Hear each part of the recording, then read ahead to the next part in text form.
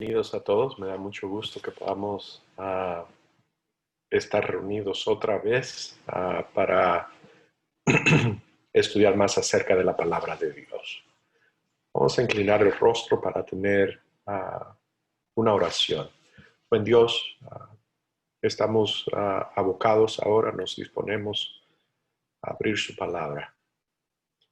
Queremos pedirle, Dios, la guía del mismo Espíritu que inspiró a los santos hombres a escribirlas para que nos dé entendimiento, para que captemos el sentido uh, de su palabra, para que recibamos el germen de vida que contienen y para que amemos la verdad de forma tal que seamos transformados por ella, que seamos sanados por ella. En el nombre de Jesús. Amén.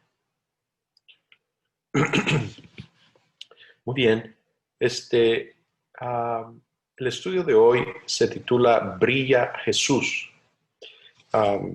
Y estamos hablando acerca de el, uh, lo radiante, lo glorioso, lo lleno de luz que es el carácter de Dios. Jesús dijo, el que me ha visto a mí, ha visto al Padre, indicando, entre otras cosas, que su revelación, la revelación de Él, de Cristo, la que Él demostró en su vida y en su ministerio, es la revelación más clara, perfecta, exacta y fidedigna de quien Dios es.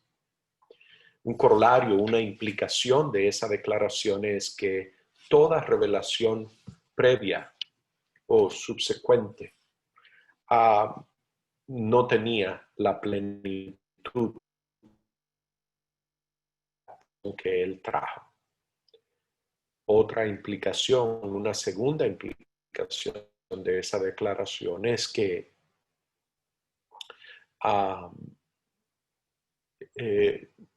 no solamente es su revelación, una revelación de más alta calidad de perfección con respecto a las declaraciones previas, sino que también nos dice que la revelación tiene ese, opera de esa manera, funciona de esa manera.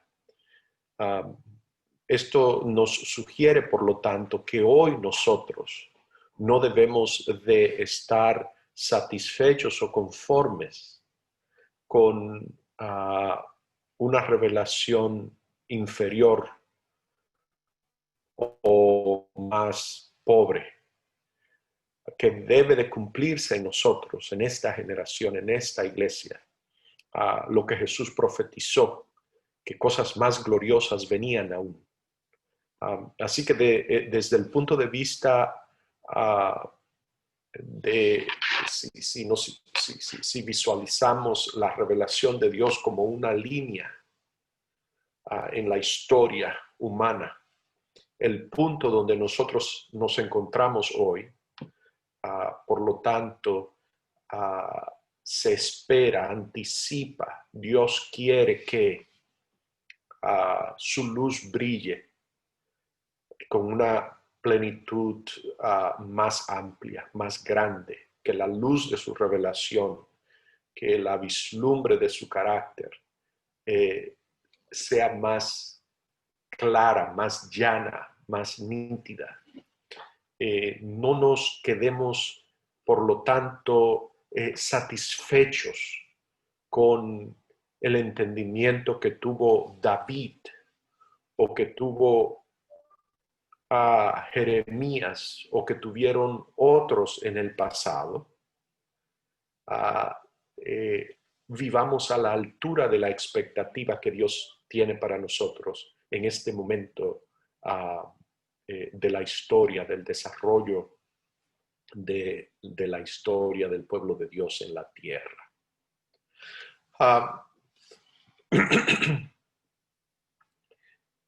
Hay grandes verdades en la Biblia, grandes verdades que Dios ha revelado a través del curso de esta historia de su pueblo.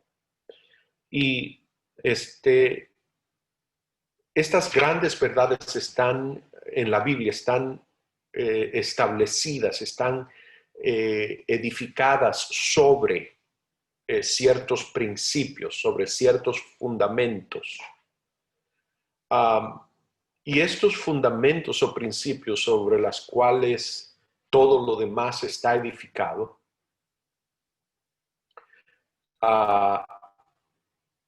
son principios que a su vez fluyen de quién Dios es, su carácter.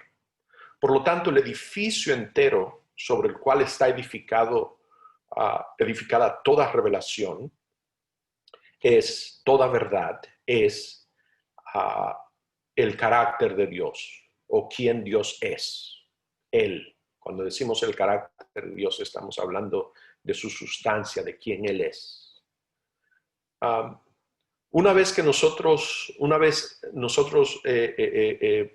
determinamos o establecemos, descubrimos cuáles son estos principios fundamentales, estos fundamentos sobre los cuales las grandes verdades están edificadas, entonces podemos sobreedificar allí con precisión y seguridad. Así que al buscar la verdad acerca del carácter de Dios, debemos de mantener estos 4 pilares en mente. Que la verdad acerca del carácter de Dios, la evidencia o la expresión de ellos se encuentran en estos, la podemos ver, evidencia, cosas que nos permiten accesar, como dice, poniéndolo en la fraseología del apóstol Pablo, el ver claramente las cosas invisibles de Dios. El pilar, uno de los 4 es la naturaleza de su gobierno. ¿Cómo gobierna Dios el universo? Es una expresión de quién Él es. Y hemos estudiado mucho sobre esto en el pasado. Es bueno seguirlo estudiando y meditarlo y filtrar todas nuestras experiencias, todo lo que leemos en la Biblia, a todo preguntarle qué me dice acerca de Dios, esta historia, este pasaje, esta cita que encontré, qué me dice, cómo encaja, fortalece el fundamento de este pilar, la naturaleza de su gobierno.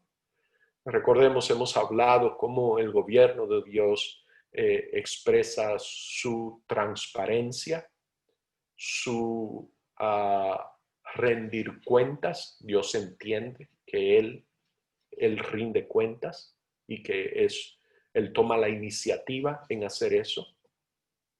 Y que Dios crea su gobierno edificado, cimentado sobre la idea que todas sus criaturas son responsables y libres. Que nada en lo absoluto, a ningún nivel, mayor o menor o aún trivial, debe de afectar en nada la libertad de sus criaturas de escoger cómo viven sus vidas y que son responsables por esas decisiones. Segundo pilar es la naturaleza y propósito de su ley.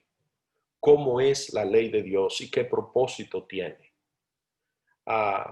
Es la ley de Dios algo impuesto sobre la realidad, o es parte, es el hilo del el cual está tejido el telar de la realidad, la naturaleza de la ley de Dios?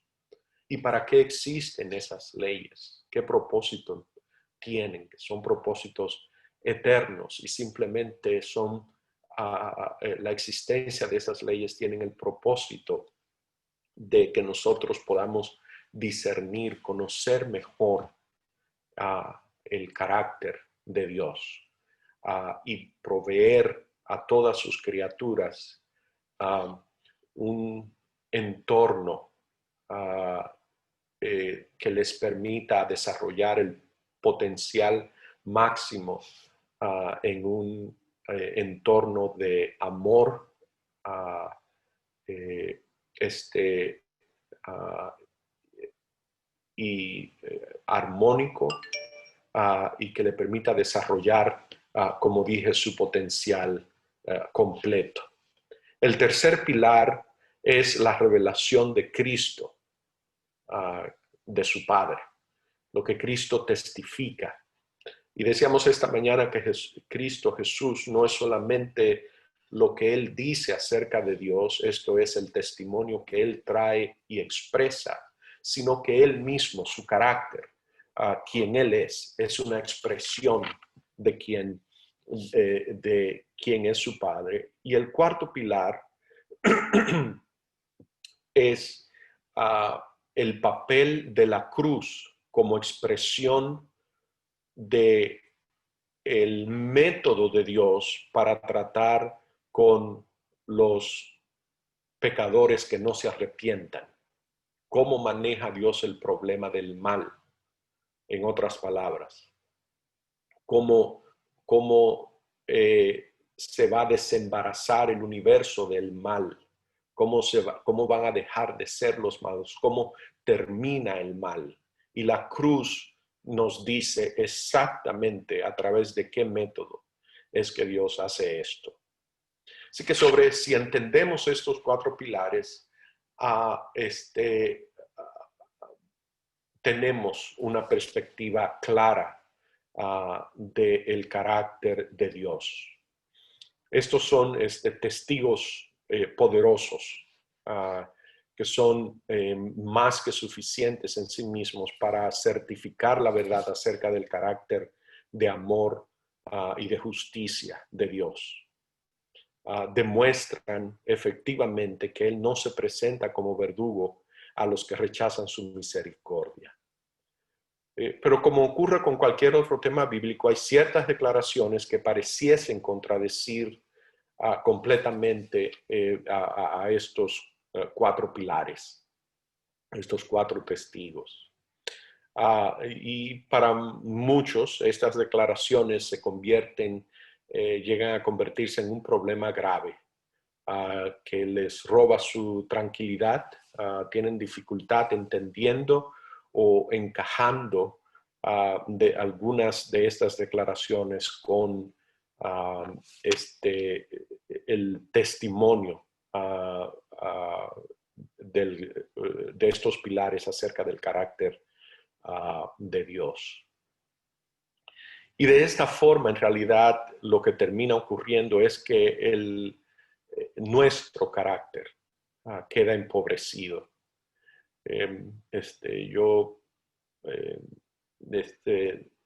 Me apena que a veces parece que sueno como un disco rayado, pero este es el trabajo de esta iglesia. Para eso existe, esta es la razón de ser del tiempo histórico y profético de este pueblo, de la iglesia adventista, de nosotros. Esta es la misión que tenemos, que hemos tenido por más de un siglo.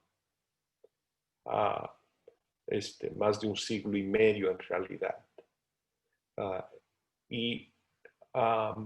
Es tiempo que una generación lo tome en serio, que haga este trabajo de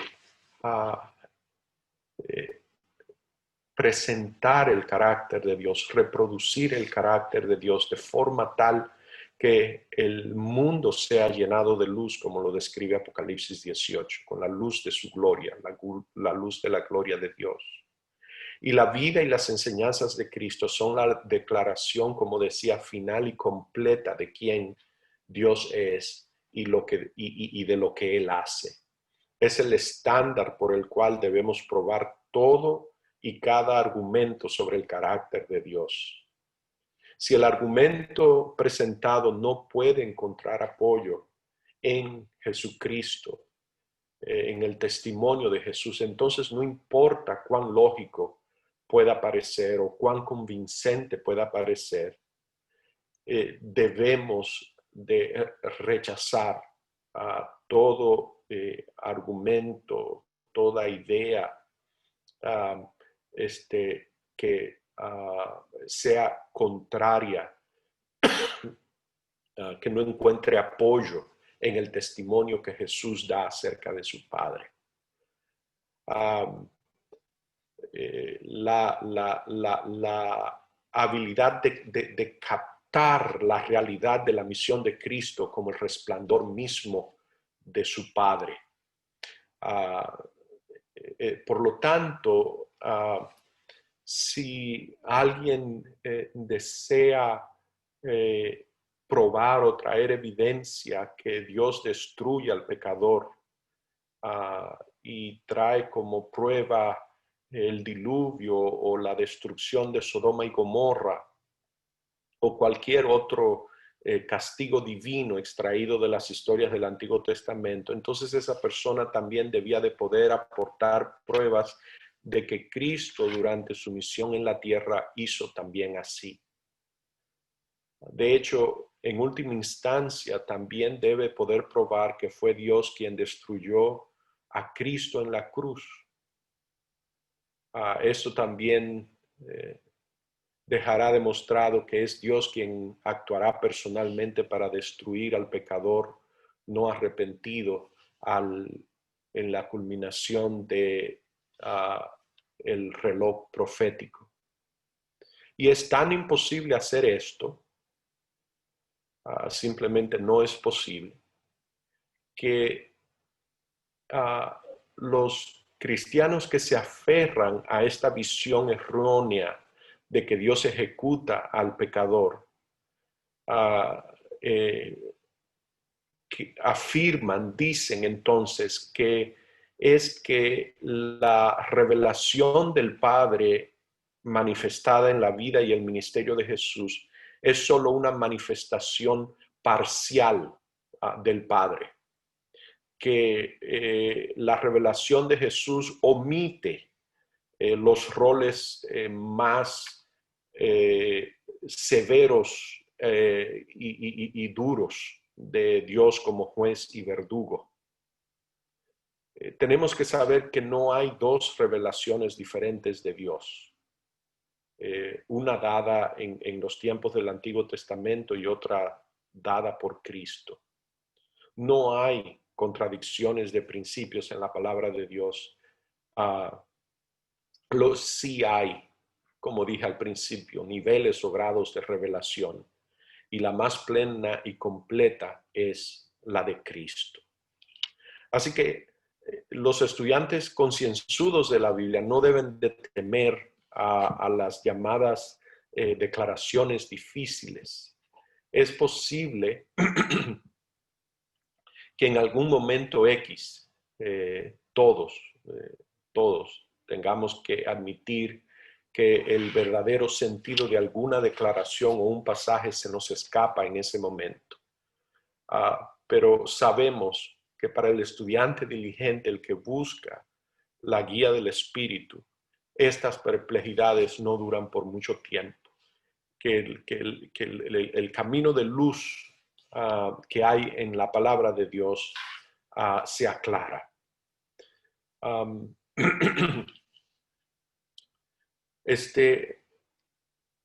Debemos de recordar también que hay muchas declaraciones y citas, hay las hay, tal vez no muchas, pero las habrá, que tal vez no le vamos a encontrar una explicación satisfactoria. Porque recordemos que Dios no trabaja, que su grado de respeto a nuestra libertad, a nuestro libre albedrío, es tal que Él no trabaja presentando argumentos irrefutables o evidencias irrebatibles. Son simplemente otra forma de forzar la conciencia. Y eso es algo que Dios simplemente nunca hace, no puede hacer. Su carácter se lo impide. La verdad de Dios es siempre presentada de una manera que le deja una puerta de escape a una persona. No existe en ninguna revelación divina tal cosa como un argumento irrefutable o una evidencia irrebatible. Pero el hecho de que en algún momento en el tiempo algo no lo entendamos completamente o no lo podamos explicar completamente, no debe de ser motivo de temor o de duda. La evidencia que hay no es irrefutable, pero es abundante y es suficiente. En los grandes principios fundamentales que permiten establecer sin lugar a dudas la verdad acerca del carácter de Dios. Cuando nos encontramos declaraciones de este tipo, declaraciones difíciles, yo quiero ver si hoy me da tiempo a mencionar por lo menos dos de ellas. Tengo varias más, pero y si no una sola, no importa. Otro tiempo miraremos las otras. Debemos de ir con una actitud reverente, buscando verdad para conocer, buscando verdad para amar la verdad, buscando verdad para obedecer la verdad. Y en la manera de manejarlas, ya mencionamos una vez, tener cuidado, número uno, de no traer el diccionario que nos hemos formado en nuestra mente. Todo el mundo tiene un diccionario. Las palabras significan algo y tienen una definición y van cambiando. Recordar que la Biblia es su propio diccionario. Que no traigamos definiciones fuera de la Biblia para definir cosas que la Biblia, términos o frases que la Biblia usa. Y el número dos, y se aplica a esta primera cita que vamos a leer, es tener el cuidado de no inferir cosas que el texto dice que en realidad el texto no está diciendo. Tendemos a inferir, ya me pasó esto con este pasaje que vamos a leer ahora, me pasó a mí, inferir algo que el texto no está diciendo. Esta primera cita la encontramos en el Conflicto de los Siglos, página 600. Conflicto de los Siglos, página 600, dice así: un solo ángel dio muerte a todos los primogénitos de los egipcios y llenó al país de duelo. Cuando David ofendió a Dios al tomar el censo del pueblo, un ángel causó esa terrible mortandad con la cual fue castigado su pecado. Y esta frase que sigue es usualmente la que da problemas. Dice, el mismo poder destructor ejercido por santos ángeles, cuando Dios se lo ordena, lo ejercerán los ángeles malvados cuando Él lo permita.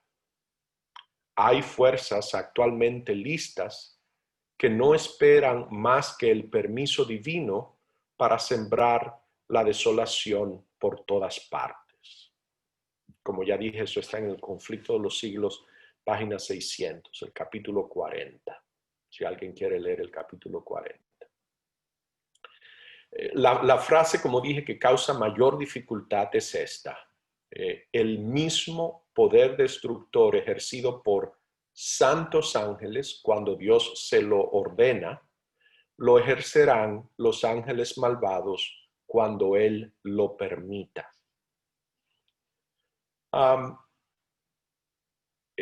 Es fácil ver cómo esta declaración podría dejarnos con la idea de que los santos ángeles destruyen exactamente o tal cual como lo hacen los ángeles malvados. Parecería que la única diferencia es que los santos ángeles destruyen por orden de Dios, mientras que los ángeles malos lo hacen con su permiso. Pero ambos ángeles destruyen exactamente igual.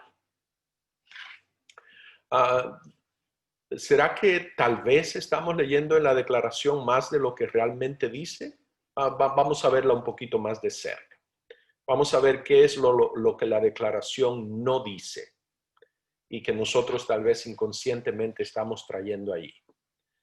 Dice esto, dice, el mismo poder destructor ejercido por santos ángeles cuando Dios se lo ordena, lo ejercerán de la misma manera los ángeles malvados cuando Él lo permita. Esas cuatro palabras, de la misma manera, no están en la cita. Yo se las añadí. Y lo hice con la idea de ver si explícitamente miramos a lo que inferimos que la cita está diciendo, pero que no está diciendo. Y estas cuatro palabras, de la misma manera, no solo no están en la cita, sino que todo principio del carácter de Dios les prohíbe que puedan estar allí. Sin embargo, como dije, esto es prácticamente lo que mucha gente que lee esta cita entiende que está diciendo, y debo de confesar que yo me conté entre ellos la primera vez que la encontré hace unos años atrás. Así que en una primera lectura esto es lo que pareciese decir. Debemos de hacer esta otra observación, que cuando lo leemos de esta forma, no estamos haciendo distinción entre la obra de Dios y la obra de Satanás. Por lo tanto, la manera de Dios actuar y la manera de Satanás actuar,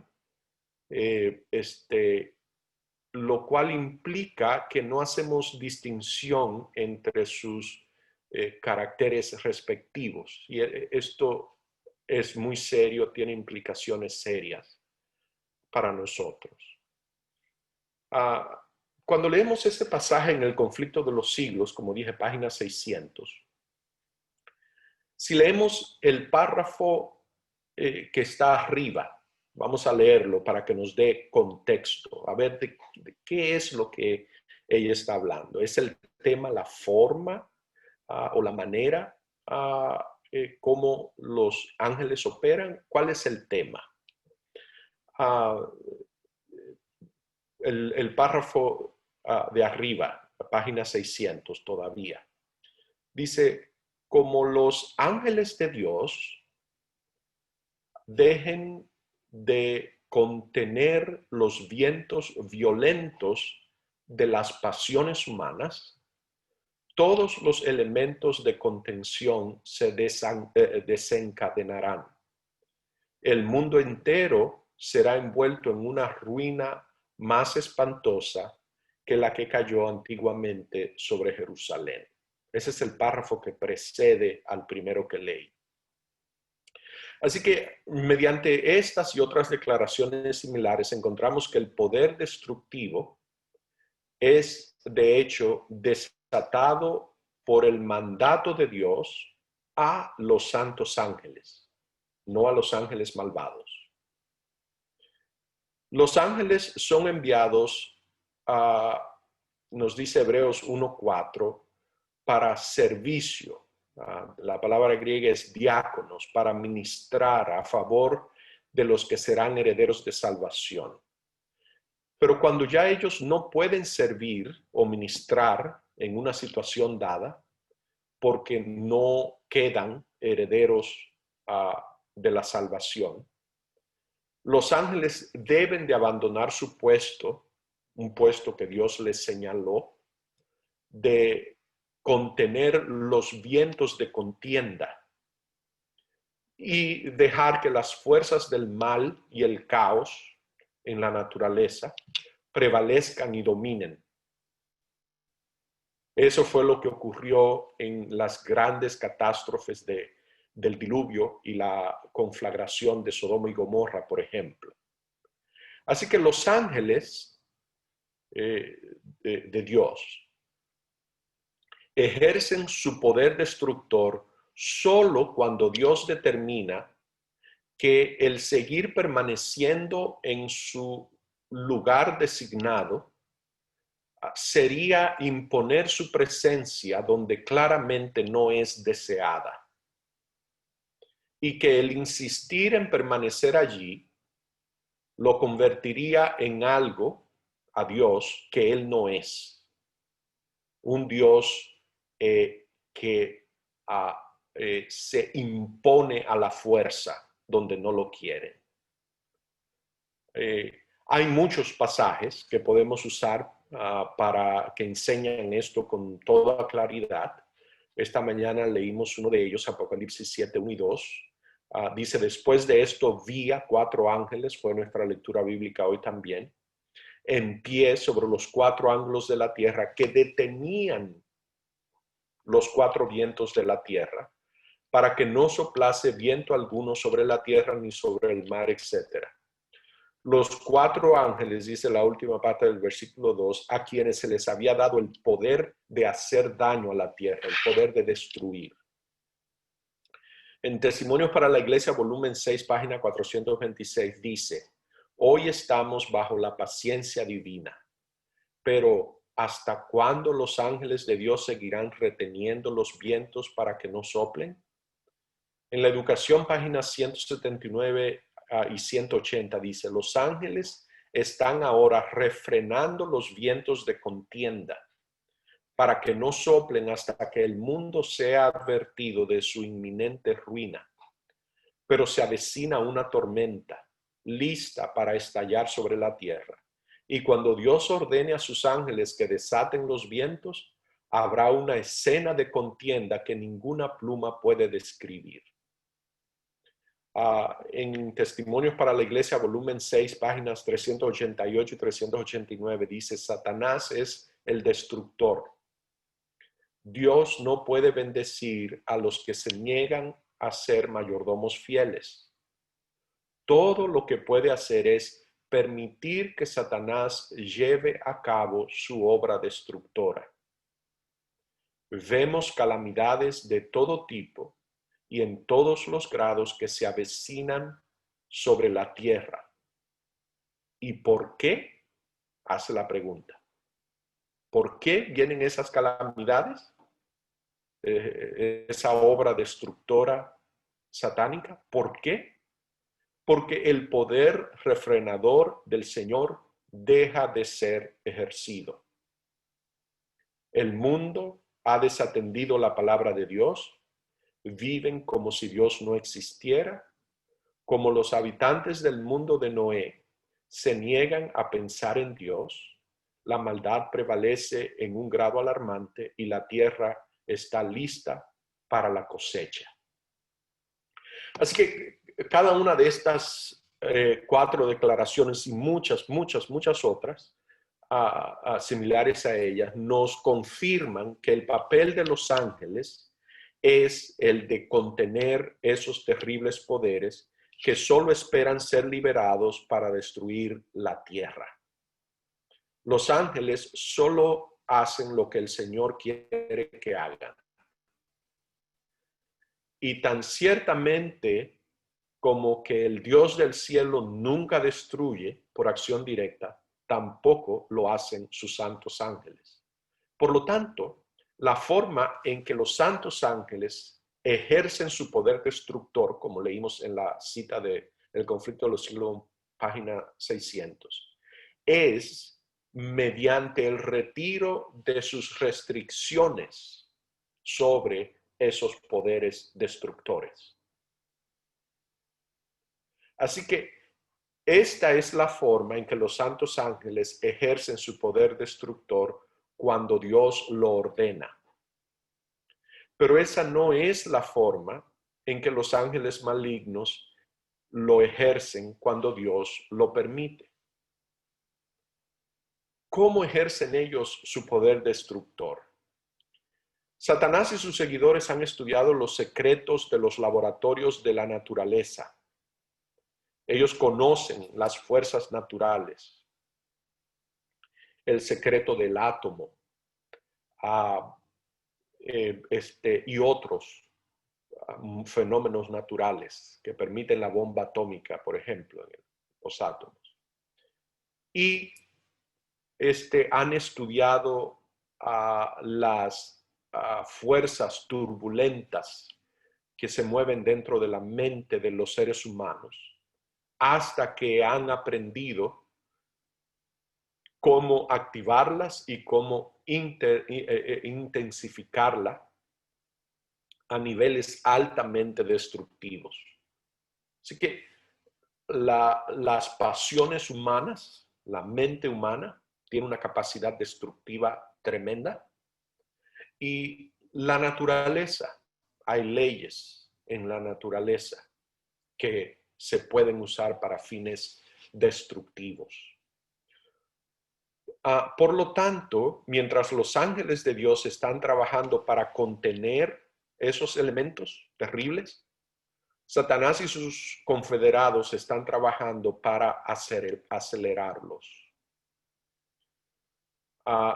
Son los ángeles malignos los que están esperando con sed de sangre. El conflicto de los siglos dice, en la cita dice que no esperan más que el permiso divino para sembrar la desolación por todas partes. La misma página 600.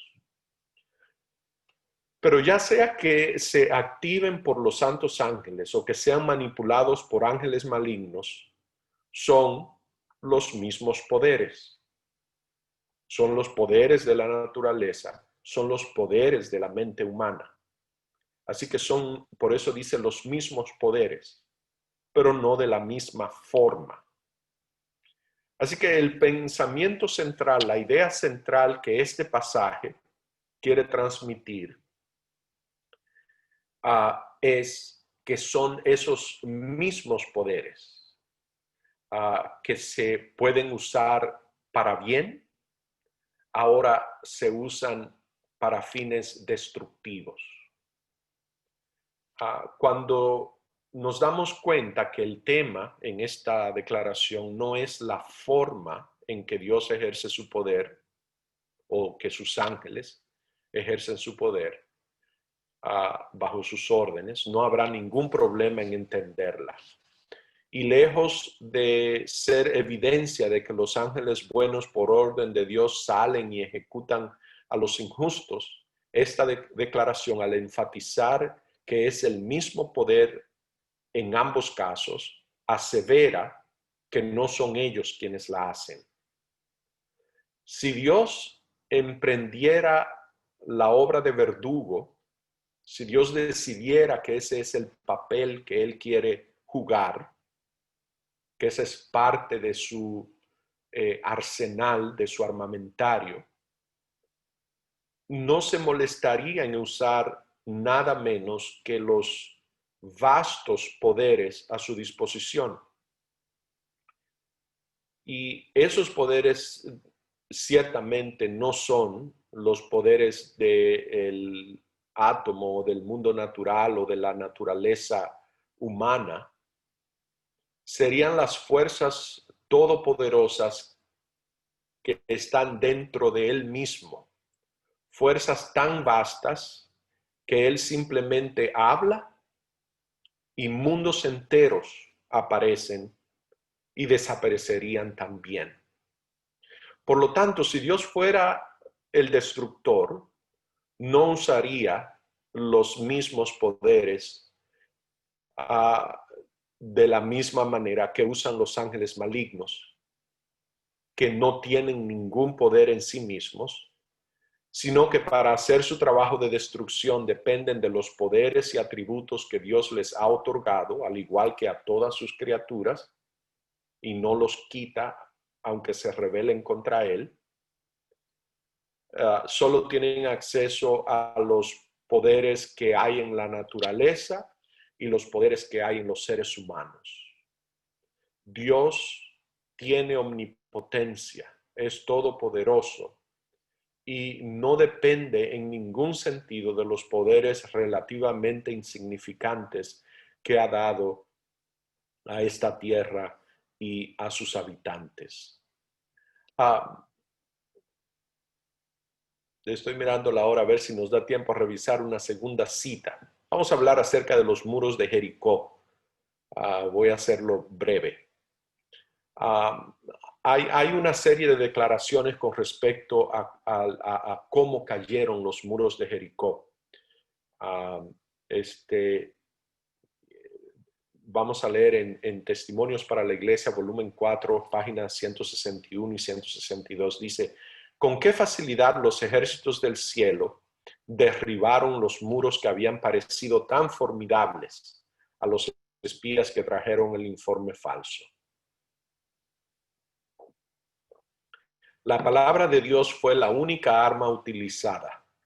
El poderoso de Israel había dicho: he entregado en tu mano a Jericó. Si un solo guerrero hubiera puesto su fuerza para resistir contra los muros, la gloria de Dios habría disminuido y su voluntad frustrada. Pero la obra quedó en manos del Todopoderoso, y si los cimientos de las almenas se hubieran colocado en el centro de la tierra y sus cumbres hubieran alcanzado el arco del cielo, el resultado habría sido el mismo cuando el capitán de las huestes del Señor condujo a sus legiones de ángeles al ataque. En el volumen 3 de Testimonios para la Iglesia, página 264, dice: la ciudad de Jericó estaba dedicada a la idolatría más extravagante. Los habitantes eran muy ricos, pero todas las riquezas que Dios les había dado las contaban como un regalo de sus dioses. Tenían oro y plata en abundancia, pero la gente antes del como la gente antes del diluvio fueron corruptos y blasfemos e insultaron y provocaron al Dios del cielo con sus malas obras. Los juicios de Dios se despertaron contra Jericó. Era una fortaleza, pero, y aquí está la parte que tiende a dar dificultad, pero el mismo capitán del ejército del Señor vino del cielo para liderar los ejércitos del cielo en un ataque contra la ciudad. Los ángeles de Dios se apoderaron de los enormes muros y los derribaron.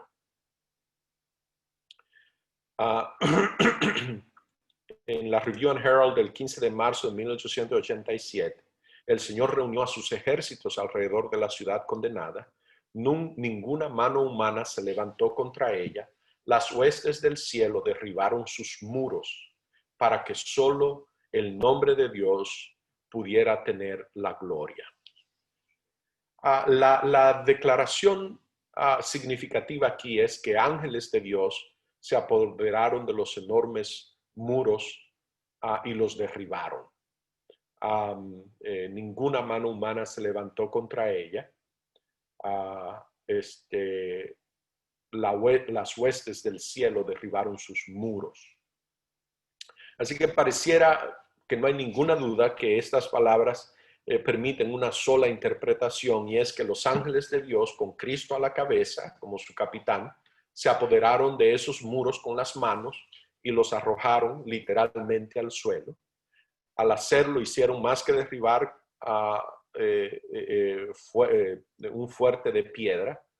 Recordemos que en el mismo Patriarcas y Profetas nos dice, la Biblia nos declara igual que habían gente en esos muros y que también, al igual que Rahab, habían personas que vivían literalmente en los muros.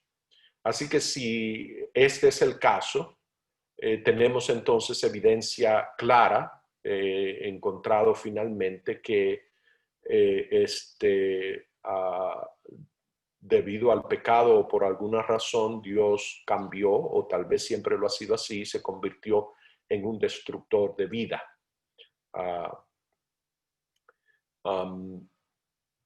Dios, sin embargo, ha dejado constancia de que Él no maneja el problema del pecado mediante el uso de la fuerza.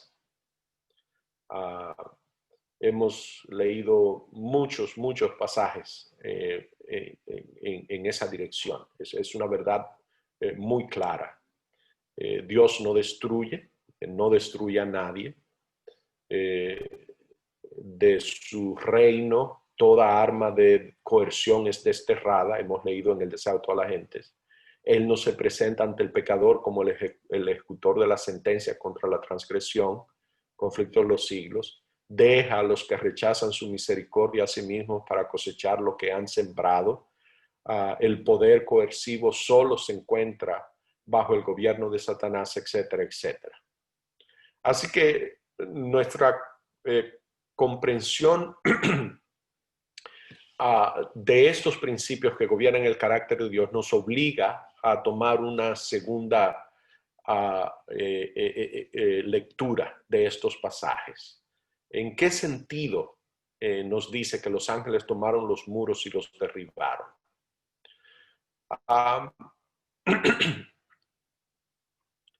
Cuando, la explicación de cualquier escritura difícil debe de encontrarse en alguna otra parte de la palabra de Dios. Les recuerdo que una vez estudiamos el caso de Saúl.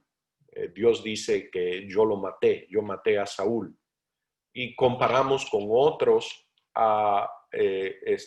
descripciones del mismo evento cuando están disponibles, o de un evento similar, de un incidente similar. En el caso de la muerte de Saúl, él nos relata, nos da otra versión del evento, lo cual nos permite entender en qué sentido es que Dios dice que él mató a Saúl, por ejemplo.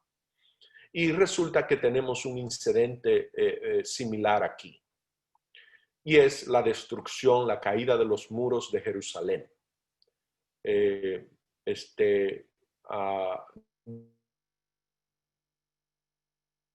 Edificios costosos que cuestan dinero, se prestará especial atención a su belleza arquitectónica y la firmeza y solidez con que están construidas, pero el Señor me ha instruido que a pesar de la inusual firmeza y costosa exhibición, estos edificios compartirán el destino del templo en Jerusalén. Esa magnífica estructura cayó. Se enviaron ángeles de Dios para hacer la obra de destrucción, de modo que no quedara piedra sobre piedra, que no fuera derribada. Así que notemos cuán explícitamente nos dice este pasaje que fueron ángeles de Dios que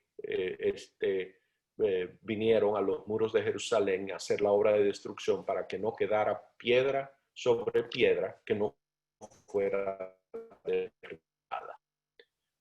Jesús declaró solemnemente, sabemos, antes de ser crucificado, que no quedaría piedra sobre piedra en el templo.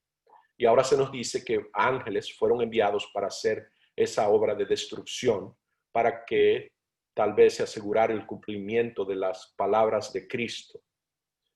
Así que ese lenguaje, este incidente similar, como el que se usa para describir la caída de los muros de Jericó, tiende a producir en nuestras mentes la idea, una imagen, un cuadro de ángeles, literalmente agarrando piedras y tirándolas o de alguna manera directamente haciendo el trabajo de mover las piedras. A diferencia de lo de la caída de Jericó, sobre la caída de Jerusalén existen, sobreviven documentos de testigos de primera mano que están preservados en la historia, y los cuales cita el conflicto de los siglos, por ejemplo, página 35, página 34, 35 y 36. Y tal vez la autoridad mayor aquí en la parte histórica es el historiador Josefo y su libro Las guerras judías. El conflicto de los siglos lo cita, como dije, dice, tanto la ciudad como el templo fueron arrasados hasta sus cimientos, y la tierra sobre la que había estado la Santa Casa fue arada como un campo, página 35, citando al historiador Josefo. Así que aquí tenemos dos registros de lo que ocurrió en Jerusalén. Recordemos que la Biblia es su propio diccionario y nos describe en qué forma es que Dios destruye. Primero está claro que los ángeles no hicieron el trabajo de destrucción como lo hacen los seres humanos. Es decir, ellos no tomaron ellos mismos las piedras y las arrojaron al suelo. Sabemos que fue el ejército romano. Sin embargo, al mismo tiempo debe reconocerse también que hicieron un trabajo que resultó en que esos muros fueran arrojados al suelo. Luego lo leímos con claridad. Cualquiera haya sido el trabajo que hicieron, ya sabemos que no fue que tomaron directamente las piedras, los soldados romanos lo hicieron, pero algo hicieron ellos que resultó en que los muros fueran arrojados, las piedras fueran arrojadas al suelo y los muros destruidos de esa manera. También sabemos, por cierto, que ellos no usaron a los soldados romanos como sus sirvientes o bajo su dirección personal o bajo sus órdenes para que derribaran esos muros. Entonces, ¿qué fue lo que hicieron los ángeles? ¿Cómo llevaron a cabo esa misión de destrucción? Y aquí vamos a encontrar también el asunto del ángel destructor que mató a los egipcios, a los primogénitos. ¿Qué fue lo que hicieron los ángeles? ¿Cómo fue que llevaron a cabo esa misión de destrucción? Como ya hemos visto en varias citas hoy y otros días, el papel de los ángeles es el de refrenar los cuatro vientos de contienda para que no soplen sobre la tierra.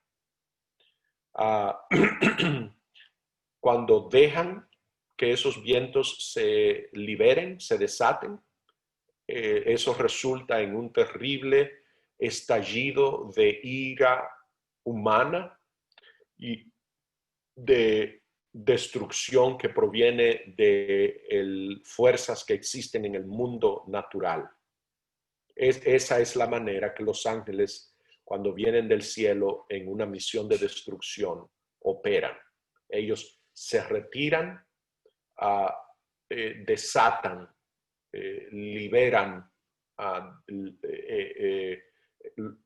le permite a los poderes destructores a través de las pasiones humanas, de la mente humana o de las leyes naturales en el mundo natural que causen destrucción. Así que debemos enfatizar una vez más que esto involucra un juicio de parte de Dios, pero no un juicio en el sentido jurídico legal. Dios juzga que la situación es tal. Esto es lo que consiste el juicio de Dios, que la situación ha llegado a un punto tal que el permanecer más tiempo el dejar a sus ángeles en esa posición que Él lo colocó de refrenar, sería forzar su presencia, la de Él y la de sus ángeles, donde es totalmente indeseable, y eso es algo que Dios simplemente no puede hacer, es contrario a su carácter. Así como Dios no puede mentir, Él no puede forzar, no puede. Los ángeles que refrenan a esos hombres sienten esa presión sobre ellos para que se vayan, pero ellos esperan el mandato de Dios antes de retirarse. Y esas instrucciones les son transmitidas por ángeles mensajeros que debido a esa responsabilidad son llamados mensajeros de destrucción o ángeles de destrucción, porque de hecho lo son. Descripciones compuestas de este principio aparecen en muchos lugares. Les recomiendo que lean Primeros Escritos, página 36 hasta la 38. Así que el ángel mensajero o el ángel mensajero de destrucción o el ángel de destrucción es el ángel que trae el mensaje de parte de Dios a los ángeles que refrenan los vientos de destrucción, a que los desaten. Así que la crónica de la destrucción de Jerusalén confirma que la caída de los muros de esa ciudad y la caída de Jerusalén fue el resultado de una cadena de causas. Los romanos lo hicieron como una expresión de su odio y furor al rojo vivo contra los judíos. Estaban enfurecidos contra ellos. Hay que leer las descripciones detalladas de Flavio Josefo para ver que esto es así. Ese odio de parte de los romanos, de parte de los soldados romanos, fue resultado de, lo justificaban ellos, fue resultado de la conducta de los judíos que habían causado tantos problemas al imperio y a los romanos que sitiaban la ciudad. Habían mostrado un espíritu de rebelión, tal espíritu de rebelión, y habían sido tan ingratos con los favores que los romanos entendían que ellos les habían mostrado. Y esto a su vez fue el resultado de la determinación persistente de los judíos de instituir sus caminos en el lugar de los caminos de Dios y de su continuo rechazo de los llamados divinos en misericordia. Así que para que la apostasía de los judíos y la furia de los romanos llegaran a un nivel de descontrol que causó la destrucción tanto del templo como de la ciudad, los ángeles de Dios tuvieron que retirar totalmente su poder restrictivo sobre las malas pasiones de la humanidad, y eso fue lo que hicieron.